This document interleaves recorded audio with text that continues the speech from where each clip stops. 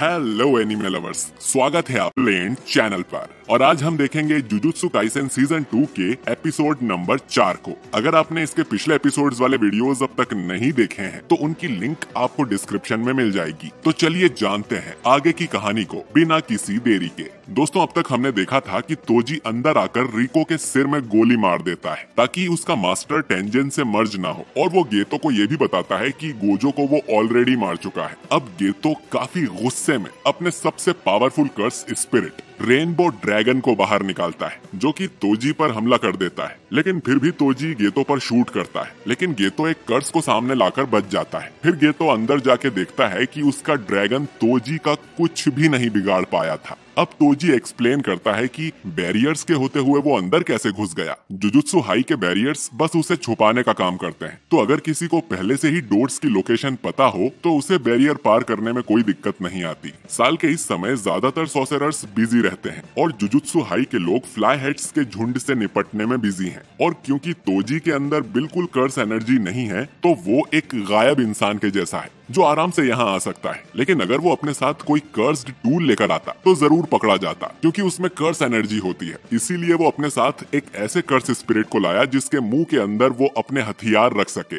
और फिर उस कर्स को छुपाने के लिए तोजी ने उसे छोटा करके निगल लिया, जिससे कि वो भी तोजी के साथ गायब हो गया। और इस तरह से तोजी चुपके से अंदर आया था और आते ही उसने गोजो पर अटैक कर दिया। वो सीधा रिको पर भी अटैक कर सकता था, लेकिन गोजो को जिंदा छोड़ने का रिस्क वो नहीं लेना चाहता था। अब गेतो को समझ आ गया था कि तोजी हेवनली रेस्ट्रिक्शन के साथ पैदा हुआ था और अपनी इंफॉर्मेशन देने से तोजी और भी ज्यादा ताकतवर हो जाता है, ठीक उसी तरह जिस तरह टेक्निक बताने से सॉर्सरर होता है। लेकिन गेतो ये जानना चाहता था कि वो यहाँ टॉम के अंदर तक कैसे आ गया, जिस पर तोजी बताता है कि इंसान अपने पीछे कई सुराग छोड़ता है, जैसे पैरों के निशान या शरीर की स्मेल। हेवनली पैक्ट के कारण तोजी के बाकी 5 सेंसेस काफी स्ट्रॉन्ग हैं, तो वो आसानी से इनका पीछा करके यहाँ आ गया। गेतो पूछता है कि रास्ते में मितासो मिली होगी, जिस पर तोजी बताता है कि वो पक्का नहीं कह सकता कि वो औरत अब तक जिंदा बची होगी या नहीं। अब गेतो का ड्रैगन फिर से तोजी पर अटैक करता है। साथ ही गेतो कुछ छोटे कर्सेस को मशीन गन की तरह भी तोजी पर फायर कर रहा था। फिर वो एक जायंट कर्स को भी समन कर लेता है, लेकिन फिर तोजी अपनी कटाना से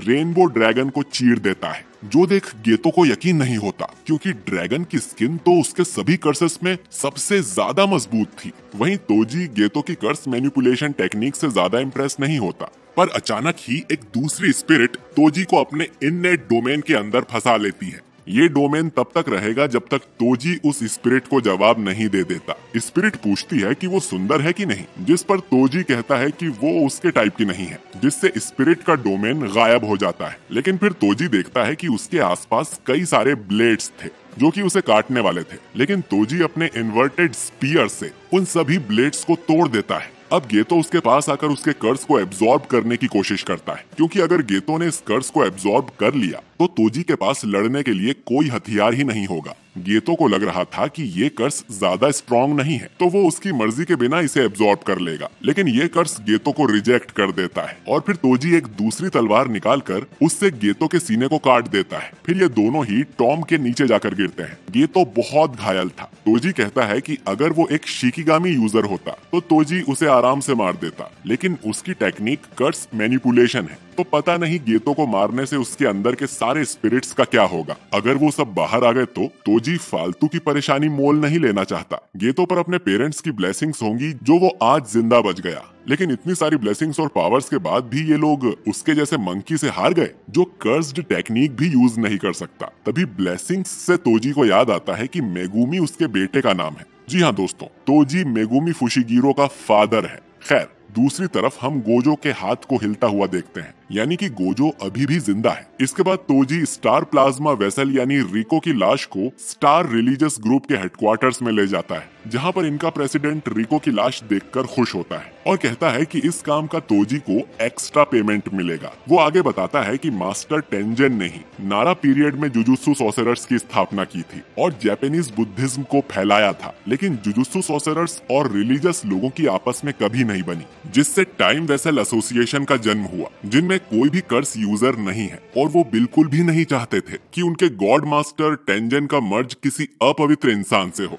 इसीलिए उन्होंने तोजी को हायर किया ताकि वो रिको को मार दे और इसका जो भी अंजाम होगा ये लोग भुगतने को तैयार हैं, चाहे master tangent out of control होकर इंसानियत के लिए ही खतरा क्यों न बन जाएं। इतना कहकर प्रेसिडेंट रिको की लाश को उठाता है और यहाँ से चला जाता है। तोजी को लगता है कि ये आदमी पागल है। फिर ये दोनों वहाँ से बाहर निकल आते हैं। हमें ये पता चलता है कि तोजी ने ही मितासो को किडनैप किया था और कॉन्ग से उसने कहा था कि इसे कहीं दूर ले जाकर मार देना, लेकिन ये कॉन्ग का आइडिया था कि वो मितासो का रेस्क्यू होने देंगे, जिससे गोजो और गेतो टेंशन फ्री हो जाएंगे और आखिर में सब कुछ इनके हिसाब से हुआ। तोजी आगे पूछता है कि वो लोग मितासो को ओकिनावा कैसे ले गए, क्योंकि पब्लिक ट्रांसपोर्ट में तो उन्हें खतरा होता, जिस पर कॉन्ग बताता है कि उनके प्रेसिडेंट के पास एक प्राइवेट प्लेन है और उसी में वो मितासो को ओकिनावा ले गए थे। अब तोजी कॉन्ग से कहता है कि चलो खाना खाने किसी महंगी सी जगह पर चलते हैं, जिस पर कॉन्ग बोलता है कि तुम दूसरों पर कभी खर्च नहीं करते। और वैसे भी कॉन्ग ने सोच रखा है कि वो अब तोजी से या तो अगले काम के लिए मिलेगा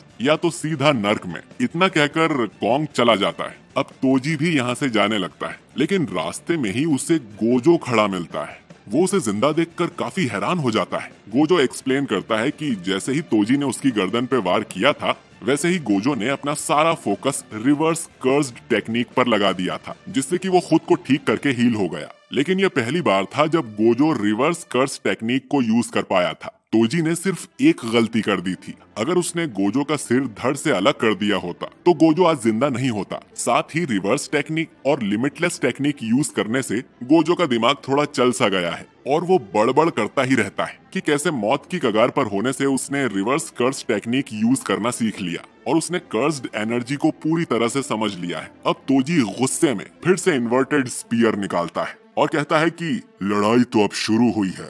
वो सीधा गोजो पर अटैक करने जाता है, लेकिन गोजो आराम से उसके अटैक्स को डॉज कर देता है और तोजी के पीछे आ जाता है। साथ ही वो अब हवा में भी उड़ रहा था। अब गोजो रिवर्स कर्स एनर्जी को लिमिटलेस टेक्निक में फ्लो करता है, जिससे वो कर्स्ड टेक्निक रेड भी यूज करना सीख जाता है। टेक्निक रेड के अटैक से तोजी काफी दूर जाकर गिरता है। वहीं गोजो मुस्कुराते हुए हवा में तैर रहा था और तोजी बोलता है कि ये तो एक मॉन्स्टर है। अब टेक्निक रेड से तोजी की एक भी हड्डी नहीं टूटी थी। तोजी को पता था कि गोजो के पास अब 3 तरह की टेक्निक्स हैं। पहली इन्फिनिटी शील्ड, दूसरी टेक्निक ब्लू और अब तीसरी टेक्निक रेड, और तोजी आराम से इन तीनों को हैंडल कर सकता है। अब तोजी इन्वर्टेड स्पीयर को एक चेन से कनेक्ट कर लेता है ताकि वो गोजो पर हवा में भी हमला कर सके। गोजो की आंखें देख तोजी को थोड़ा डर लगता है, लेकिन फिर भी वो खुद को शांत करके गोजो को मारने के लिए रेडी हो जाता है और वो गोजो पर स्पीयर से ढेर सारे अटैक करता है, लेकिन गोजो सारे अटैक से आराम से बच जाता है। गोजो रिको से माफी मांगता है क्योंकि उसके मन में बदले की भावना नहीं है, उसे बस अच्छा फील हो रहा था।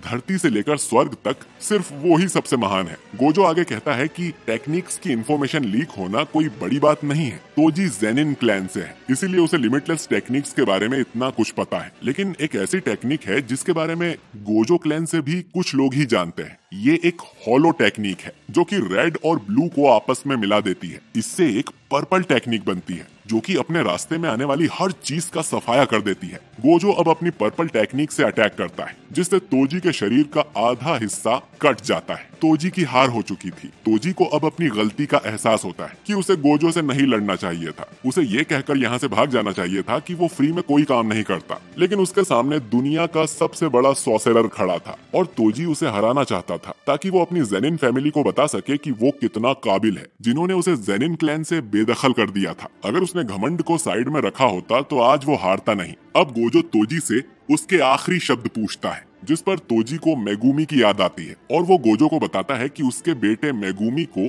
2-3 सालों में जेनिन क्लैन को बेच दिया जाएगा, तो तुम इस इन्फॉर्मेशन के साथ जो चाहे कर लो। और इसके बाद तोजी की मौत हो जाती है। इधर गेतो भी भागते हुए टाइम वेसल हेडक्वार्टर्स में जा रहा था। उसे रास्ते में तोजी का वो कर्स मिलता है जो कि घायल हो गया था। फिर गेतो जब अंदर जाता है तो देखता है कि गोजो ने रिको की लाश को उठाया हुआ था आसपास ग्रुप के लोग खड़े थे जो कि रिको की डेथ पर ताली बजा रहे थे। गेतो गोजो को बताता है कि शोको ने उसके घाव हील कर दिए थे और वो तुरंत यहाँ आ गया। लेकिन गेतो को ऐसा लग रहा था कि गोजो अब काफी बदल गया है। वो गोजो से कहता है कि अब उन्हें यहाँ से चलना चाहिए, पर गोजो गेतो से पूछता है कि क्या उन्हें यहाँ खड़े सभी लोगों को मार देना चाहिए, क्योंकि उसका तो कुछ भी करने का मन नहीं है। गेतो मना करते हुए कहता है कि इसका कोई मतलब नहीं होगा, क्योंकि ये लोग तो बस गुलाम हैं और इन्हें कंट्रोल करने वाले पहले ही भाग गए होंगे, और जो कांड उन्होंने किया है उससे ये टाइम वेसल ग्रुप जल्द ही बंद कर दिया जाएगा। गोजो आगे कहता है कि हर चीज का मतलब हो ऐसा जरूरी तो नहीं। इतना कहकर गोजो यहाँ से निकल जाता है। गेतो उसे कहता है कि मतलब होना जरूरी है, खासकर एक जुजुत्सु सॉर्सरर के लिए।